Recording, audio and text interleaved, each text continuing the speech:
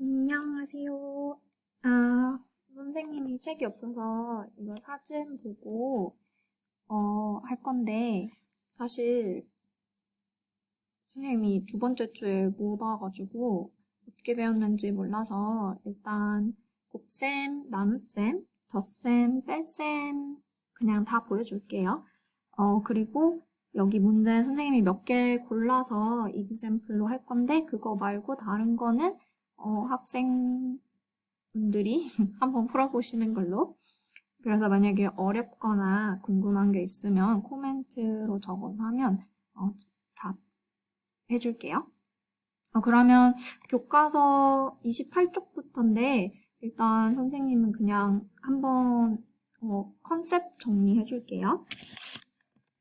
일단 우리 제곱근 곱하기는 예를 들어서 한번 예를 들어 볼게요.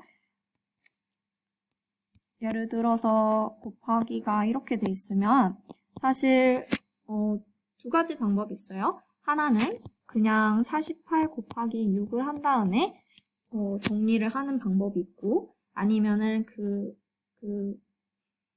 prime factorization 해서 인수분해라고 하나요? 그거 소수를 다 찾아서 하는 방법이 있어요. 그래서 얘가 48 같은 경우는 6 곱하기 8이잖아요.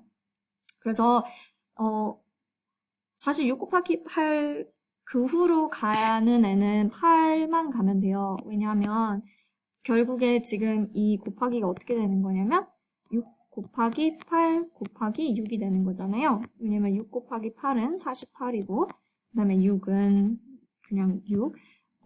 6을 2 곱하기 3으로 나누면 되지만 제곱근이기 때문에 어떤 수가 제곱이 될 수 있으면 사실 그 수는 밖으로 나올 수 있잖아요. 그래서 6을 2 곱하기 3으로 더 나누지 않아도 돼요. 대신에 8은 뭔가 정리를 좀 해야겠죠? 8은 2 곱하기 4예요. 그리고 4는 2 곱하기 2니까 6이 나오고 난 다음에 2제곱이 하나 더 나올 수가 있어요. 근데 나올 때는 항상 곱하기로 나오니까 루트 48 곱하기 루트 6의 정답은 12 루트 2예요. 그래서 이런 식으로 곱하기 하는 게 사실 제일 간편해요. 소수를 이렇게 다 쓰는 게 좋지만 시간이 좀 많이 걸릴 수 있기 때문에 특히 숫자가 클수록 최대한 좀 똑똑하게 문제를 풀려면 일단 어떤 숫자를 제곱으로 만들 수 있는지 보는 게 가장 중요해요. 그러면 나눗셈은 어떻게 할까? 나눗셈은 여러 가지 방식으로 표현이 될 수가 있어요. 어떤 거는 이렇게 루트 나누기 루트로 될 때도 있고 근데 이거는 사실 48 이제 6분의 48 이렇게 쓰는 거랑 똑같아요. 그래서 이제 아니면은 이거를 또 다르게 쓰는 방법은 이렇게 쓰는 경우가 있겠죠? 왜냐하면 분수는 항상 나누기니까. 자, 그럼 사실 어느 식으로 생각하는 게 제일 편하냐면 중간꼴로 생각하는 게 제일 편하긴 해요. 왜냐하면 분수로 있으면 아무래도 이렇게 reduce 약분할 수 있으니까. 그러면은 일단 이렇게 볼게요. 6은 48 안에 8번 들어가죠? 그래서 사실 48, 루트 48 나누기 루트 6은 루트 8이랑 똑같아요. 근데 루트 8은 4 곱하기 2니까 그리고 4는 이제 그 완전 제곱이라고 하죠. perfect square. 그래서 2 루트 2가 돼요. 그러면 4가 2 곱하기 2니까 2 제곱 2가 나오죠. 그래서 이런 식으로 돼요.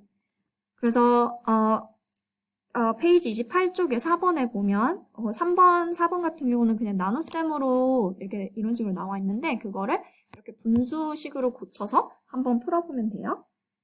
그러면은 그 다음 바닥에 있는 문제 볼게요. 5번 문제 하나만 볼게요. 그 4번에 볼게요.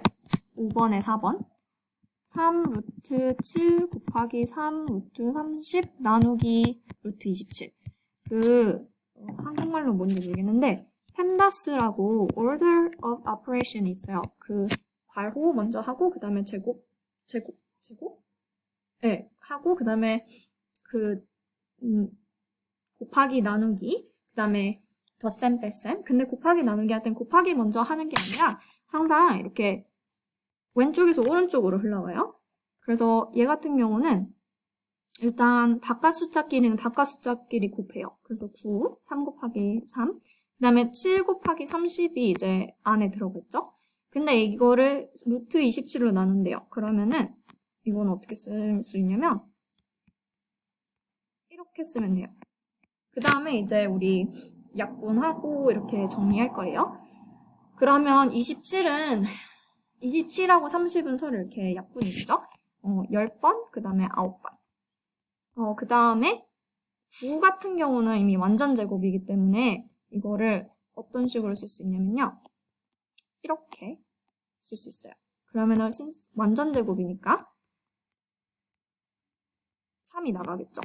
근데 9하고 3은 약분이 되니까 정답은 3 루트 70 이렇게 돼요. 이해됐어요? 좀 여러 가지가 있는데 바깥 숫자들은 바깥 숫자끼리 곱하고 나누면 되고 그 다음에 안에 루트 숫자들은 안에끼리 다 같이 하면 돼요. 그리고 정리한 다음에 또 바깥 숫자끼리 약분이 되면은 그거 그대로 약분해주면 돼요. 네? 이제 29쪽에 보면 분모의 유리하라고 나와요. 우리 그 숫자 number set? 숫자 봤을 때 우리 막 그거 했잖아요. 그 컴플렉스 넘버가 있고 제일 큰 숫자로 그 다음에 이제 그 안에 그 실수랑 그 다음에 허수로 나눴죠. 근데 실수를 우리가 자세하게 봤는데 실수 안에 유리수랑 무리수가 있었어요. 그래서 이제 유리수가 아닌 것들은 다 무리수로서 뭐 파이, 루트 2, 루트 3 이런 애들 다 무리수인데 분모의 유리하라는 게 뭐냐면요. 수학을 봤을 때 2분의 1 이렇게 쓰는 건 괜찮은데 수학자들이 이렇게 루트 2분의 1 이렇게 쓰는 건 안 좋아해요. 그래서 이거를 이제 지금 왜냐면 이게 무리수잖아요. 이거를 유리화하는 약간 이런 식으로 유리수처럼 보이게 바꾸는 게 유리화예요.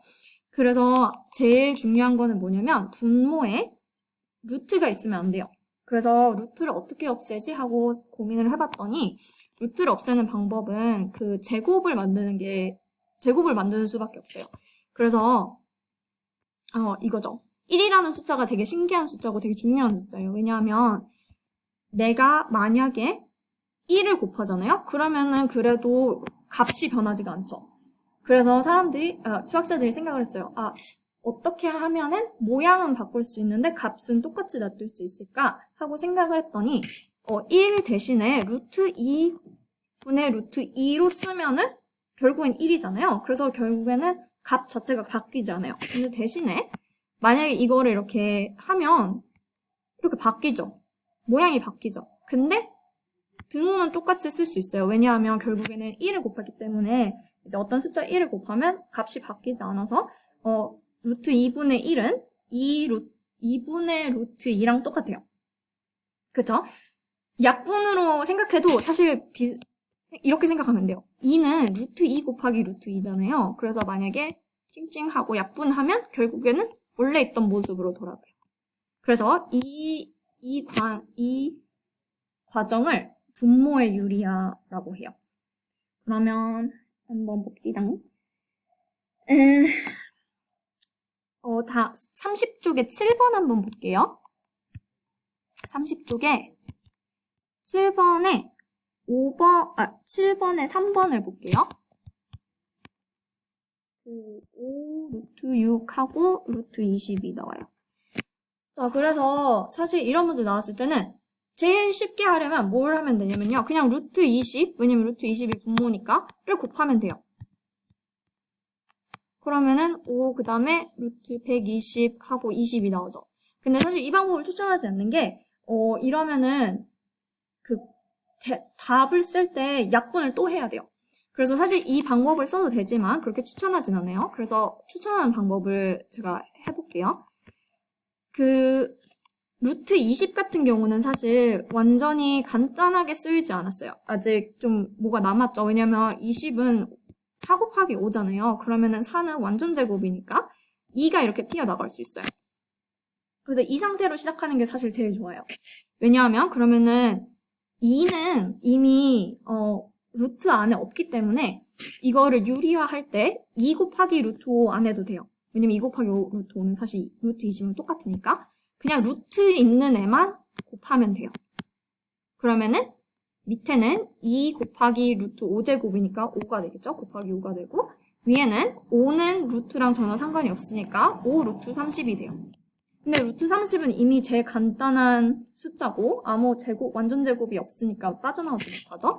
그리고 5는 5끼리 이렇게 없어져요. 그럼 정답은 그냥 루트 30 위에 그 다음에 분모는 2 하면 끝이에요.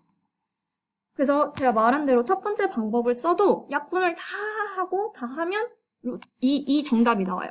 근데 조금 오래 걸리죠. 왜냐면 루트 120을 어떻게 간단하게 만들지 생각해야 되고 소수 다 찾아내야 되고 이러면은 되게 많이 걸리니까 그냥 처음부터 분모를 간단하게 해서 제일 간단하게 곱하기를 한 다음에 유리화를 해서 이렇게 하는 게 제일 쉽고 시간도 단축돼요. 사실 비디오가 4분밖에 안 남았어요. 저는 시간이. 그래서 더하기 빼기는 이제 다음 레슨에 하는 걸로 할게요. 그래서 지금 문제 28쪽부터 30쪽까지 문제 다 풀 수 있으면 이 레슨을 잘 이해한 거예요. 그래서 한번 해보고 어려운 거 있으면 코멘트로 질문을 하시고요. 저는 덧셈 뺄셈 비디오를 만들고 있을게요. 그리고 만약에 30쪽까지 문제 다 풀고 잘 푸는 것 같으면 페이지 34쪽에 그 정답 및 해설도 230쪽이 있대요. 그래서 페이지 34쪽 1번, 2번 한번 해보면 아마 내가 잘 이해를 했구나 안 했구나를 알 수 있을 거예요. 그래서 만약에 제가 설명이 좀 빨랐거나 설명이 좀 부족했으면 꼭 코멘트로 남겨주세요. 그래서 제가 더 설명을 할 수 있게. 그리고 다시 한글 학교에서 만날 때까지는 유튜브로 이렇게 레슨을 하는 걸로 할게요. 네, 안녕.